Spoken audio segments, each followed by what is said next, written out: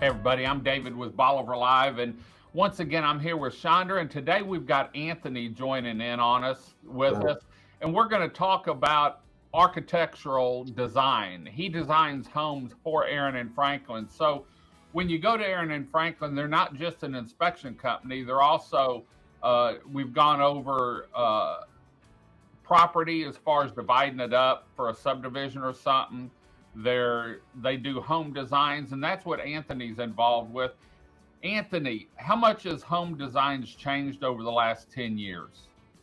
Um, that I could say I worked on not too much since I just got into this. Okay. Obviously, it's not the same design that it was before.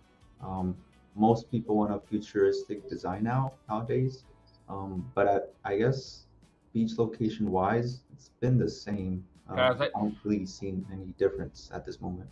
If you're going to give advice to someone that's going to come in and talk to you about a home design, what's the best thing they can bring you to help you design their home? I guess an actual idea of like bedroom requirements and I guess bathrooms. Um, we want to at least have some sort of layout done first too. If we don't have an idea as to where we want to locate stuff, it makes the design process a little bit harder and I guess more slower. How much does a lot dictate on how big a house can be? When people are looking at lots and they've got a lot that's 50 foot by 100 foot, and they want a 3,000 square foot house, there's not a lot you can do but go up. And then on something like that, it's probably going to be tough to do. Um, is it better to come in, you think, and talk to y'all and say, hey, we're wanting about a 2,500 square foot house, one story. What size lot should we be looking for, or what steps should they take? So I think the main problem for people is not knowing your build lines on your lots. It doesn't matter how big your lot is if the build lines on that lot basically keep you to a certain standard. So if you have a 30 by 50 lot and there's 10-foot build lines on the sides, then that means your house can only be that certain amount of like width or depth. Right. So one of the main things that I would recommend people to do is get a site plan and review the actual build lines so we could see how big the actual uh, perimeter, I guess, layout of the house could be. That's one of the main. Because some areas may have a 5 foot, 10 Yeah. foot, 15 foot setback. That's And right. so if you've got a 50-foot lot or a 75-foot lot and you've got, say, 10 foot on each side, well, that's going to knock 20 foot off your home That's just right. in the width. Yeah, Yeah, we've and got to that's look at that basically total buildable footage, footage of that, footprint of that house. Like, what's the max size we can actually build? And then you'd mentioned something earlier about, well, what if we have to have a septic? Well, that even takes up more footage of Right. the lot. In order, we have to have place for the drain field lines and for the tank to go, and then we've got to, we're putting piling around where we can have all that stuff. So Right. it's gets a little bit more complicated. So On building on the coast, everything's got to be elevated, on the west end of Galveston, on Bolivar Peninsula, and then, some even on the mainland. And then once you get inland, when you get up to League City and Kemah, that a lot of it can have a slab underneath it. Does that change up home on a home design much whenever you're doing something on pilings versus a slab? Design wise, for me, I don't think so. Yeah, I mean, Um, if I had a 3 bedroom, say 1,100 square foot house laid out for a lot where it had to be on pilings, does it change anything whenever you go to a slab if I wanted to build it inland, or is it mainly the outside walls and that the for supporting that? I guess the only difference is that we might be able to use brick for a slab house compared to an elevator house. Right. well, then there's garage too or parking. Yeah, So and like right, garage we're is- lucky that under piling houses we can at least utilize that area for parking Yeah. and some storage. Whereas on a slab house, we would have to incorporate that into the design, and that Right. takes up more footage as well. So your living space might be smaller if you wanted a garage, and most people want a 2-car garage. And so that's something to look at too whenever you're going in and building something. How can you build around the garage too? And then if you don't have to have a septic, you know, if you're hooking up to sewer, that alleviates, you know, a lot of square footage out back. Do any of the areas dictate on how big a house can be on a lot? I mean, could you theoretically fill up the whole build area with a house if you wanted to?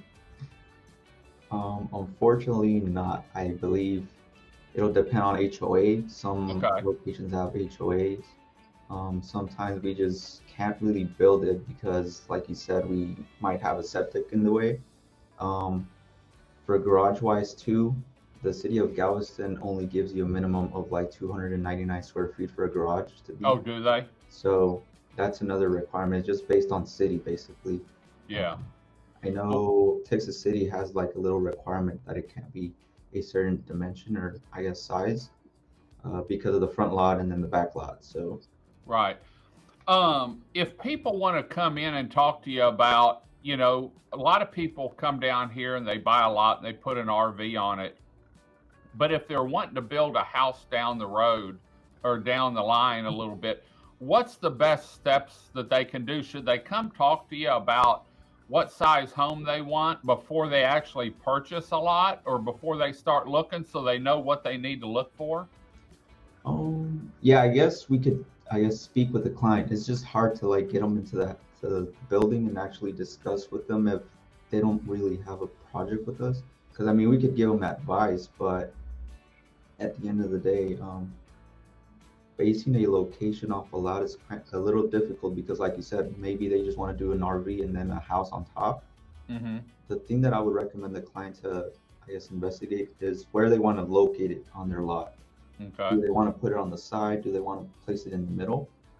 I would recommend them to basically just kind of see what design they want for the house dimension wise, and then Before they buy a lot. Yeah, and then we could actually locate a lot for them. Yeah. That'd be a good idea. We lost your sound.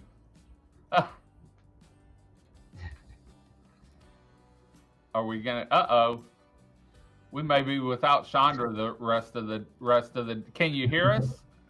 Huh? Yeah, we lost your sound. So, well, Anthony, thanks for joining us today. You know, we've talked, always talking with Chandra and Aran and Franklin, and they're really a full house for everything. Not only inspections, they have their strong home inspection program, but also home designs. And that's one thing that we wanted to touch on because of their capabilities as a business.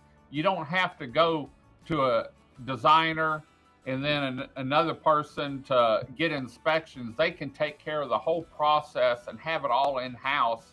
So down the road, if you want to do an add-on or if you need to replace a roof, they know what you have and then can come out and do your inspections for your insurance. So I think we lost Chandra. We'll catch her next time. Anthony, thanks for taking time out of your busy day today to talk to us about home designs. Remember, if you're thinking about building, get with your designer, get with Aran and Franklin, and talk to them about what you're looking for, how big a house, and let them sort of give you some ideas on square footage of a lot you might need. So, well, we're going to head on out. Hope y'all enjoyed the show.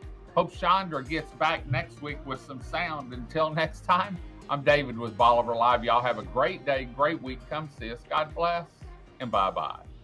Video equipment is sponsored by Crystal Beach Decor and More, located at 1959 Highway 87 in Crystal Beach, Texas, and Beachy Beatnik Boutique and Jewelry, located at 970 Surfside and Highway 87 in Crystal Beach, Texas. Thank you to these two businesses for being our 2025 video equipment sponsor for Bolivar Live.